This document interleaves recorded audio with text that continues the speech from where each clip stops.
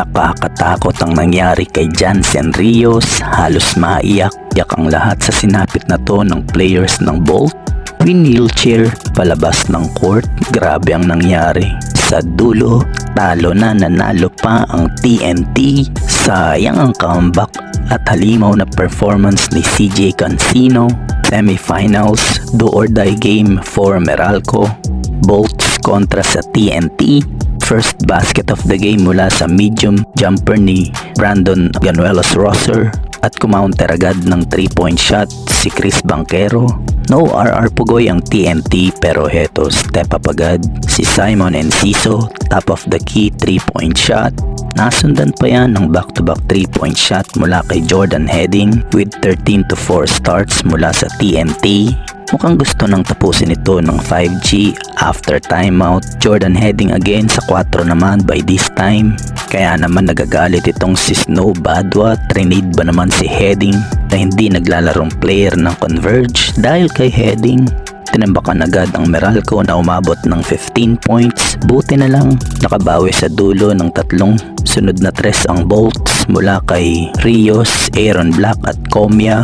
Sa single digit ng lamang 30-22. Second quarter nagtuloy-tuloy pa ang run ng Bolts. CJ Cancino naman kumana ng another 3-pointer. After nyan, Aaron Black manapa ng back-to-back basket.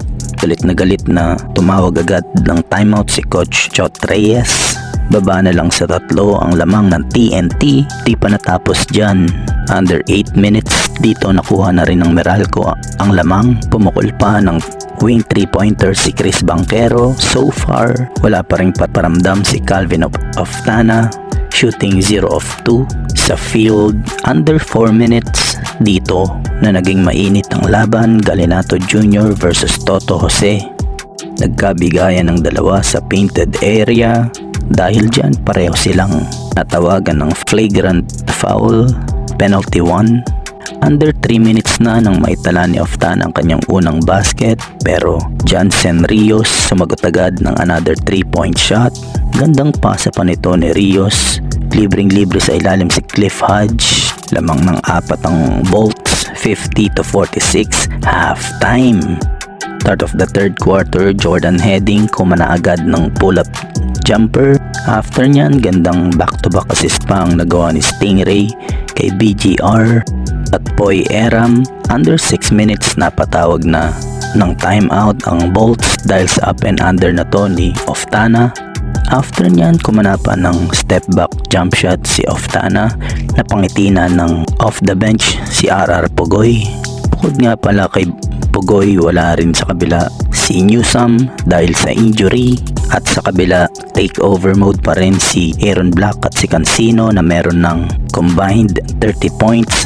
Kaso under 3 minutes, heto ang nakakatakot na nangyari.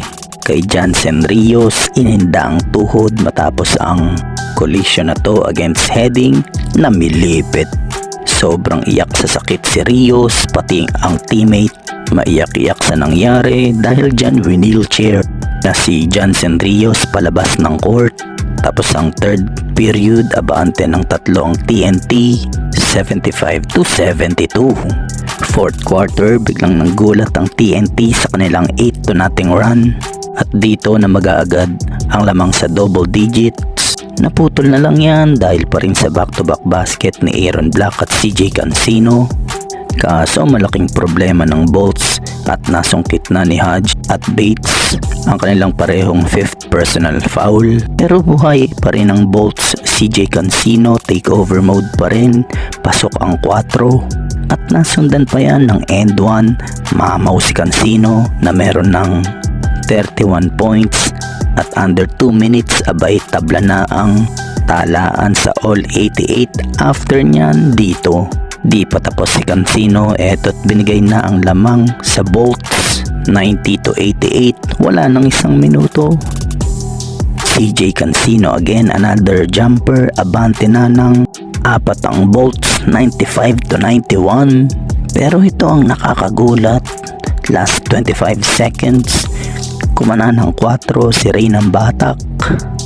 Matapos yan, nakaagaw pa si Jordan Heading. Dito na Nabaliktad pa ng TNT ang laban 97-96. Sa huli, talo na, nanalo pa ang TNT. Pasok na ulit sa PBA Finals.